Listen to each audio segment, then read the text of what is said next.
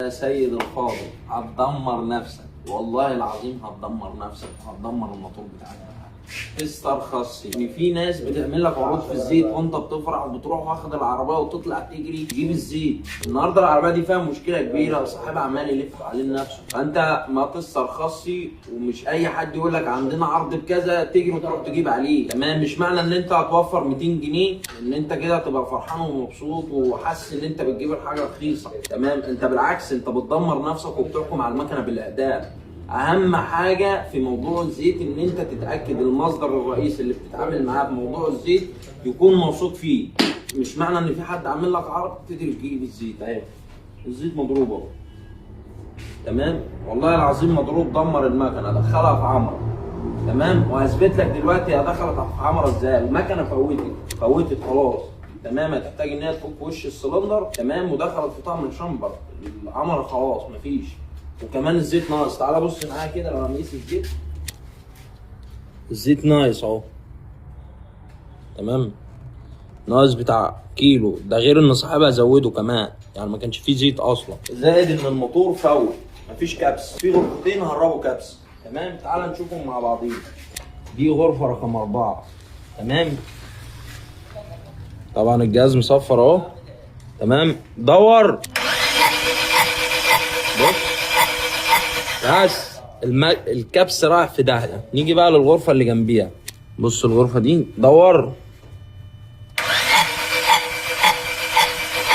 بس. بص الكبس مفيش. تمام؟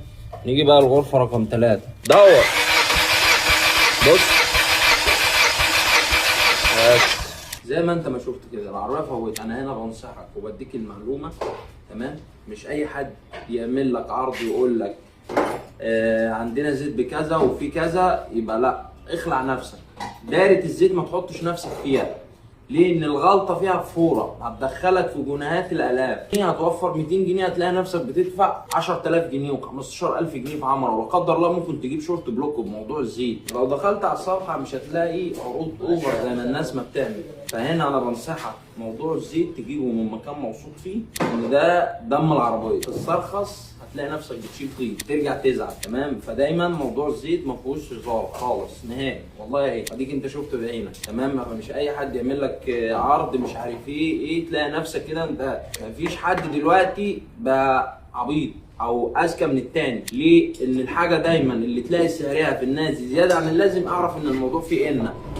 تمام؟ مش طبيعي. ليه؟ ان مفيش حد دلوقتي هيجيب زيت ويخسر نفسه. تمام؟ محدش هيروح يشتري زيت دلوقتي ويجي بيقول لك انا عامل عليه عرض ويخسر نفسه. هو مش هيشتغل بالخساره، محدش بيشتغل بالخساره. خليني بقى اقول لك على الفكره اللي هم بيعملوها. او ممكن يشتري جيركن زيت من الشركه ويكون موثوق فيه والزيت مضمون، وخلي بالك هيبيعوا لك. انت عارف ان الزيت ده هيبقى مضروب ازاي او مش مضروب. الفكره هنا بقى في الحته دي اللي انا بقول لك عليها. هو الباشا بيجيب الجيركن، في ناس بتعمل كده. تمام؟ والموضوع ده اتعرض علينا. تمام؟ في ناس بتجيب الجيركن سليم يروح واخد منه 2 لتر. تمام؟ ويروح حاطط 2 لتر تاني يكون قديم بس من زيت متفلتر. اصبح الزيت اللي هو ما بين البنين ما يظهرش معاك في نفس الوقت، بس بعد ما تمشي بالعربيه بتاع 2000 كيلو 3000 كيلو تلاقي المشكله ظهرت. تمام؟ هي دي الحته اللي انا بكلمك فيها. فهو هنا ما هو نزل في الزيت ليه؟ هو مش هيجيب طبعا، مش هيروح يجيب جيركن من الشركه بالسعر اللي هو اللي موجود فيه في السوق ويبيعه رخيص. محدش هيخسر نفسه يعني. ده كله موضوع الزيت اللي انا قلت لك عليه. عشان موضوع الزيت ده يا جماعه ما فيهوش هزار. وما تنساش كل فيديو بنحل فيه مشكله، بس التجربه الحقيقيه مستنياك عندنا في الفيديو.